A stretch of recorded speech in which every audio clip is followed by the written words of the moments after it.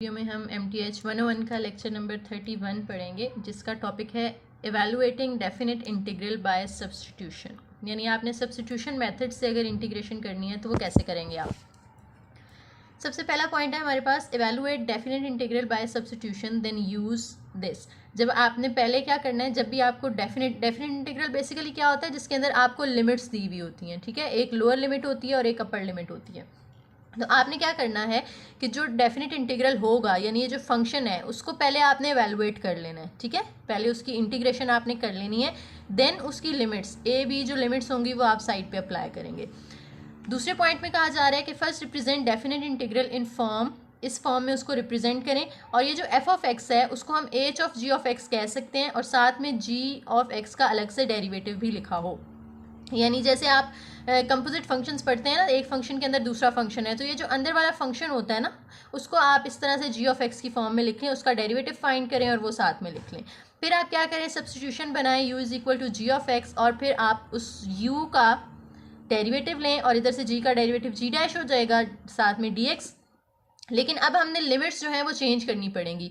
यानी पहले अगर हम लिमिट्स x की यूज़ कर रहे थे, तो अब हमने उसको u की फॉर्म में अगर कन्वर्ट कर लिया है, तो u की लिमिट्स फाइंड करनी पड़ेंगी, जो कि कैसे निकालेंगे, जो आपने u लेट किया होगा ना फंक्शन, उसके अंदर आपने यहाँ पे x की जगह आपने a पुट कर देना है, x की जो लिमिट a होगी। ठीक है, तो वो u की लिमिट आ गई, और जो ये x की लिमिट b है वो आप पुट करेंगे तो b आ जाएगा। इसको हम अभी अप्लाई करेंगे एग्जांपल में, फिर आपको इसकी अच्छी समझ आ जाएगी। ठीक है, थ्योरी वैसे कभी भी समझ नहीं आती जब तक आप उसे प्रैक्टिस नहीं करते या उसकी एप्लीकेशन नहीं देखते। तो एग्जाम्पल में मैं इंशाल्लाह आपको बहुत अच्छे से समझा दूंगी।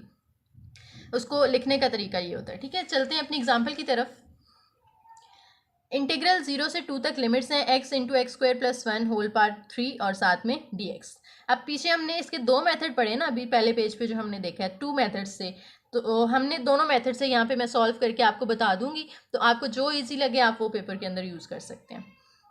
अब अंदर वाला जो फंक्शन है एक्स स्क्वायर प्लस 1, उसको आप लेट कर लें कि वो u है, u is equal to x square plus 1। साथ ही उसका डेरिवेटिव ले लें, u का डेरिवेटिव हो जाएगा du by D x, x square का डेरिवेटिव 2x और 1 का 0। अब du हमने फाइंड करना है, तो dx यहाँ डिवाइड हो रहा है, वहाँ जाके 2x के साथ मल्टीप्लाई हो जाएगा, ये बन जाएगा 2x dx। अब क्या करें, इसके अंदर पुट कर दें वैल्यूज़।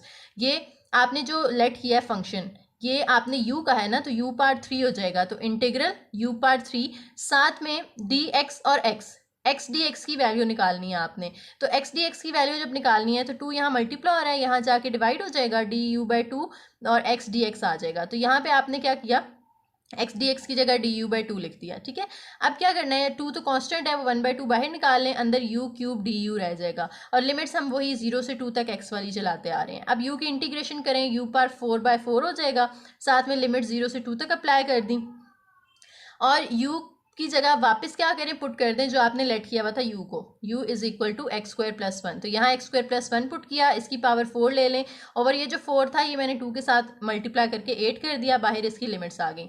अब 1/8 एज इट इज़ आपने यहाँ पे क्या करना है, इसकी पहले अपर लिमिट पुट करनी है 2 का square plus 1, lower limit put करनी है माइनस, यहाँ पे सॉरी 0 है तो 0 का स्क्वायर प्लस 1, और बाहर होल पावर 4 थी वो वैसे ही लिखती, 2 का स्क्वायर प्लस 1 वो 5 आ जाएगा, माइनस 1 करेंगे तो 4 पावर 4, तो इनको आप जब डिवाइड करते हैं तो आंसर आपके पास आ जाता है 78।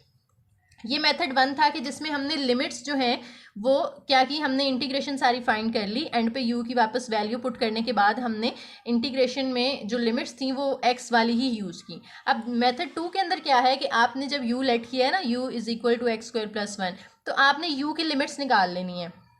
इधर x की लोअर लिमिट पुट करें, जो हमने पीछे x की लोअर लिमिट 0 दी हुई थी ना, और अपर लिमिट हमें 2 दी हुई थी, तो हम एक दफ़ा x की लोअर लिमिट 0 पुट करते हैं, एक दफ़ा उसकी अपर लिमिट 2 पुट करते हैं। तो यहाँ जब 0 पुट करेंगे तो ये आ जाएगा 0 स्क्वायर प्लस 1, तो u की लोअर लिमिट आ गई 1, तो अब आप इधर लोअर लिमिट u की 1 लिखते हैं।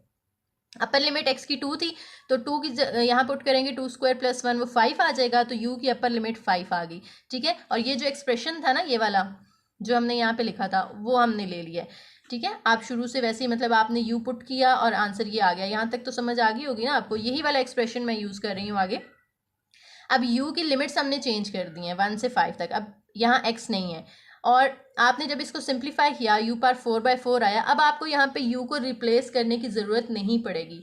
ये जो मेथड था इसमें आप u की जगह ये 0 और 2 नहीं पुट कर सकते आपने, क्योंकि ये x की लिमिट्स हैं तो u की जगह वापस x वाली वैल्यू पुट करनी है, फिर लिमिट्स अप्लाई करनी है। लेकिन यहाँ तो हमने लिमिट्स ही u की निकालनी है ना, u की जब लिमिट्स निकाल ली हैं तो अब आपको इससे u की जगह वापस x नहीं पुट करना, आपने डायरेक्ट u की जगह उसकी upper limit minus lower limit put करके उसको सिंप्लीफाई करना है।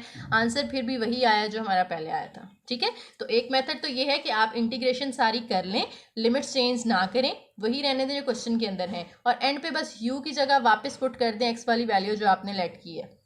और मेथड 2 के अंदर क्या है कि आप u की जगह वापस वैल्यू पुट नहीं करना चाहते तो u की लिमिट्स फाइंड करें और फिर उसके ज़रिए उसको इवैल्यूएट करें। नेक्स्ट एग्जाम्पल है 0 से π/4 तक आपके पास लिमिट्स हैं, cos pi minus x D x function दिया हुआ है। अब इसको मैंने सेकंड मेथड से सॉल्व किया, आप चाहें तो फर्स्ट से भी कर सकते हैं। ठीक है, सेकंड मेथड से सॉल्व मैंने इस तरह से किया कि ये u को मैंने लेट कर लिया पाई माइनस एक्स। अब इसकी x की लोअर लिमिट पुट करेंगे और एक दफ़ा x की अपर लिमिट पुट करेंगे। x की लोअर लिमिट पुट करेंगे तो पाई माइनस 0 पाई आ जाएगा, यानी u की लोअर लिमिट आ गई पाई, तो मैंने यहाँ पे पाई पुट कर दिया। इसी तरह से अब x की अपर लिमिट हमने यहाँ पे π/4 क्योंकि लिखी हुई है तो यहाँ पे π/4 पुट कर दिया इस x की जगह। अब पाई माइनस π/4 आया, 4 पाई माइनस पाई 3 π/4 एलसीएम लेके आ गया। ठीक है, एलसीएम कैसे लेते हैं, इसके नीचे कुछ नहीं है तो 1 होगा ना। डिनोमिनेटर सेम करने के लिए 4 बनाने के लिए ऊपर नीचे 4 मल्टीप्लाई करेंगे, 4 पाई माइनस पाई 3 π/4। और अब फंक्शन के अंदर देखें cos, इसकी जगह तो u आ जाएगा, साथ में dx की वैल्यू भी पुट करनी है क्योंकि पूरा फंक्शन अब u की फॉर्म में होना चाहिए, x की फॉर्म में नहीं लिख सकते हम। तो ये जो u था हमने लेट किया था, इसका डेरिवेटिव ले लें, इसका डेरिवेटिव du आ जाएगा। इस साइड पे पाई का डेरिवेटिव क्या होगा, कांस्टेंट है 0 हो जाएगा, माइनस x का डेरिवेटिव 1 आ जाएगा। ठीक है, और dx जो यहाँ पे वैसे हम जब इसका डेरिवेटिव करते हैं तो यूँ करते हैं ना, du/dx इज इक्वल टू -1 आएगा। तो dx को मैंने वहाँ जाके 1 के साथ मल्टीप्लाई कर दिया तो -1 dx के साथ मल्टीप्लाई होके माइनस dx होगा, लेकिन हमें माइनस dx नहीं चाहिए, हमें प्लस dx चाहिए। तो आपने माइनस इस साइड पे शिफ्ट कर देना du के साथ, तो हमने यहाँ पे माइनस du लिख दिया dx की जगह। माइनस आप बाहर निकाल लें, अंदर cos u du बचेगा और u की लिमिट्स भी लगा दी हुई हैं हमने साथ। अब cos की जब आप इंटीग्रेशन करते हैं तो वो साइन आती है। ठीक है, और पाई और 3 π/4 आपने लिमिट्स अप्लाई की, माइनस बाहर वैसे ही है, एक दफ़ा अपर लिमिट u की जगह पुट कर दें, माइनस लगा के लोअर लिमिट पुट कर दें। अपर लिमिट पुट करके 3 π/4 जब आप साइन लेते हैं तो 1/√2 आता है और साइन पाई लेंगे तो वो 0 आएगा। तो फाइनल आंसर हमारा आ गया -1/√2। उसके बाद है approximation bye Riemann some.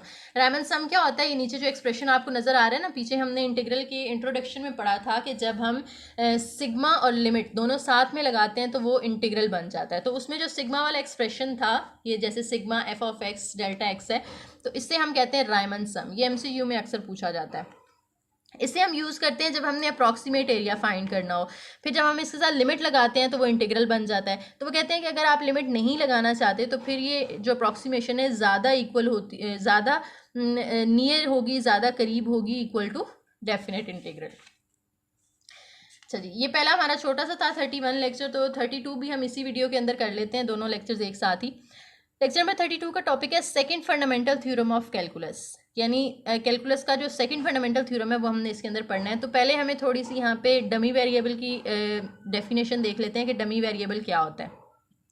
If you change letter for variable of integration but don't change limits, हम लेटर चेंज कर दें लेकिन लिमिट्स चेंज ना करें।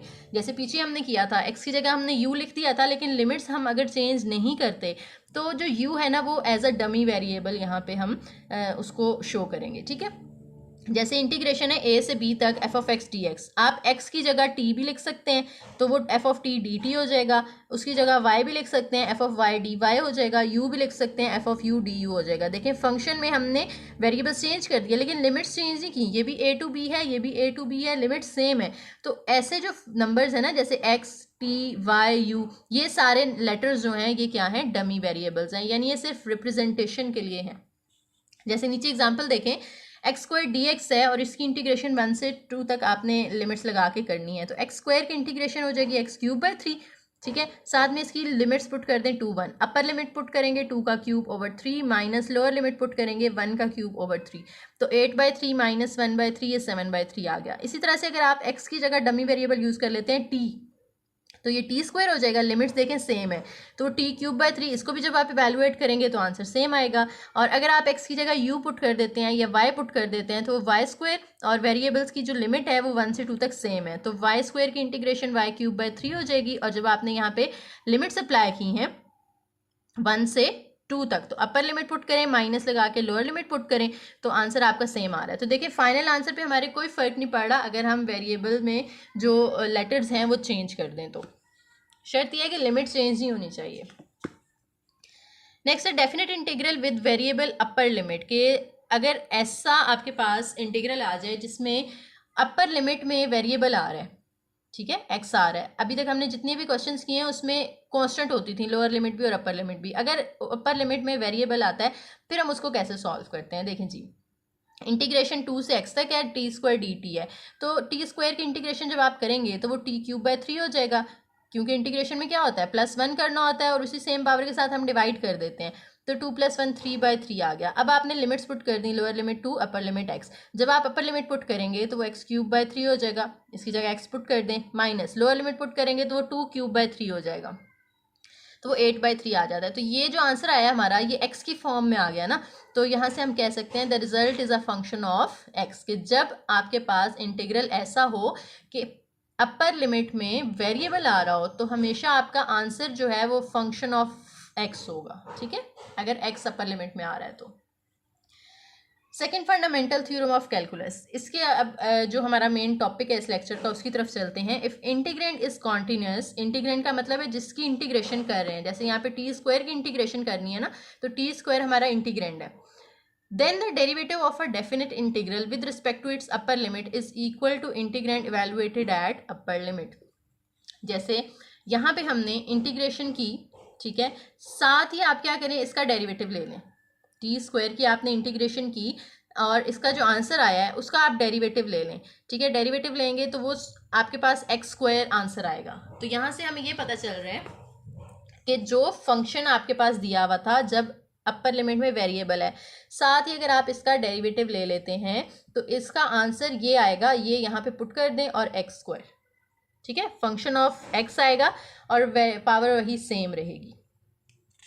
The derivative of a function representing the area under curve of another continuous function f is equal to the function of a given interval, यानी आप इस तरह से इंटीग्रेशन कर रहे हैं, ठीक है, अपर लिमिट x है, साथ में फंक्शन दिया हुआ है और साथ ही इंटीग्रेशन के साथ ही आप डेरिवेटिव ले लेते हैं। तो आपको पता होना चाहिए कि इंटीग्रेशन और डेरिवेटिव एक दूसरे का रेसिप्रोकल है, एक दूसरे के इफेक्ट को कैंसिल कर देते हैं, तो वही फंक्शन हमारे पास आंसर आ जाता है, लेकिन वेरिएबल चेंज होकर वो वाला आ जाएगा जो ऊपर दिया होगा। जैसे यहाँ तो t था लेकिन ऊपर x दिया हुआ था, तो आंसर हमारा f ऑफ t नहीं आएगा, f ऑफ x आएगा। अब एग्जांपल कर लेते हैं, देखें f ऑफ x अगर x क्यूब है, कॉन्टिन्यूस है और आपने इसको इवैल्यूएट करना है, इंटीग्रेशन 1 से x तक t cube dt to check validity of second fundamental theorem of calculus. Second fundamental theorem of calculus क्या कहता है कि इंटीग्रेशन है तो साथ ही डेरिवेटिव ले लें, आंसर वही फंक्शन आ जाएगा। तो अब इसको हमने प्रूव करना है, हमने उसकी स्टेटमेंट लिखी second fundamental theorem of calculus की। अब अंदर a से x तक हमने इसकी लिमिट्स जो हमें दी हुई हैं 1 से x तक वो हमने पुट की, और f ऑफ t की जगह हमें t का फंक्शन t क्यूब दिया हुआ है वो हमने पुट कर दिया। t की इंटीग्रेशन करेंगे 3 + 1 4/4 आ जाएगा, बाहर लिमिट्स लगा दें 1 से 4 तक और बाहर डेरिवेटिव हमने वैसे ही लिख दिया। अपर लिमिट पुट करेंगे x बार 4/4 माइनस लोअर लिमिट पुट करेंगे तो 1 बार 4/4, और अब इसका आपने डेरिवेटिव लेना है, ठीक है। लेकिन पहले हम क्या करते हैं, इधर से एलसीएम ले लेते हैं, या एलसीएम नहीं तो आप ऐसा करें कि इसको बाहर निकाल लें 4 को जो नीचे कॉमन आ रहा है, ठीक है, वो 1/4 हम कॉमन ले लें, एलसीएम लेंगे तब भी वैसे ही रहेगा। अंदर बचता है x4 - 1, x बार 4 - 1 बचेगा और उसका आपने डेरिवेटिव लेना है। तो x बार 4 का डेरिवेटिव 4x पावर साइड पे आके मल्टीप्लाई हुई और पावर में से 1 माइनस करेंगे तो 3 रह जाएगा, -1 कांस्टेंट है उसका डेरिवेटिव 0 हो जाएगा। अब 4 और 4 यहाँ पे कैंसिल हो गए इन दोनों में, ठीक है, यहाँ से 4 और 4 कट कर दें तो x क्यूब आंसर आ गया। अब जो हमारा ओरिजिनल फंक्शन था वो भी तो t क्यूब ही था ना, तो हमारे पास x क्यूब आ गया। जैसे भी मैंने पीछे आपको बताया था कि जब हम इसको एवेलुएट करेंगे तो क्या होना चाहिए, t की जगह आप ये x पुट कर देंगे, पावर वही सेम रहेगी, ठीक है, और इंटीग्रेशन डेरिवेशन ख़त्म हो जाती है, तो हमारा वही आंसर आ गया x क्यूब जो कि फंक्शन ऑफ x है। उसके बाद existence of anti derivative of continuous function. आपने अगर कॉन्टिन्यूस फंक्शन को यूज़ करते हुए उसका एंटी डेरिवेटिव फाइंड करना है तो फिर क्या करते हैं, देखें जी, फंक्शन है टी की फॉर्म में, साथ में लिमिट्स ए से एक्स तक दी हुई है, इंटीग्रेशन की और साथ ही डेरिवेटिव ले लिया, तो हमने अभी पढ़ा है कि वो फंक्शन ऑफ एक्स आता है, ठीक है। ये हमें क्या बताता है कि कैपिटल एफ ऑफ एक्स जो है वो इक्वल होगा a x f of t d t is an anti derivative of f on I. यानी जब आप इसकी इंटीग्रेशन करेंगे तो capital f of x answer आएगा, उसका आप अगेन डेरिवेटिव लेंगे तो वो स्मॉल एफ ऑफ एक्स आ जाएगा, ठीक है। So every continuous function on an interval has an anti derivative on that interval. ये आपने पॉइंट याद रखना है कि जब एक कॉन्टिन्यूस फंक्शन हो आपके पास ऑन एन इंटरवल तो उसका एंटी डेरिवेटिव भी लाजमी होता है उस इंटरवल के अंदर। लास्ट एग्जाम्पल है 1 से 3 तक लिमिट्स हैं 1 ओवर एक्स डी एक्स है। अब देखें जी फंक्शन कॉन्टिन्यूस है, कहाँ से कहाँ तक, 1 से 3 तक, 1 से 3 तक लिमिट्स दी हैं एंड इज़ ऑल्सो इंटीग्रेबल। अब सेकेंड फंडामेंटल थ्योरम के अकॉर्डिंग हम क्या कर सकते हैं यहाँ पे कि अगर हम 3 को रिप्लेस कर दें एक्स के साथ तो ये लिमिट्स 1 से एक्स तक बन जाएंगी, साथ में 1 ओवर एक्स की जगह हम 1 ओवर टी लिख दें और डी टी लगा दें। तो अब हम जब इसको इवेलुएट करेंगे, ठीक है, 1 से एक्स तक 1 ओवर डी टी, तो इसको जब हमने इवेलुएट करना है 1 ओवर डी टी, सॉरी ये 1 ओवर टी डी टी, ये वाला फंक्शन हमने लिखा है, ठीक है।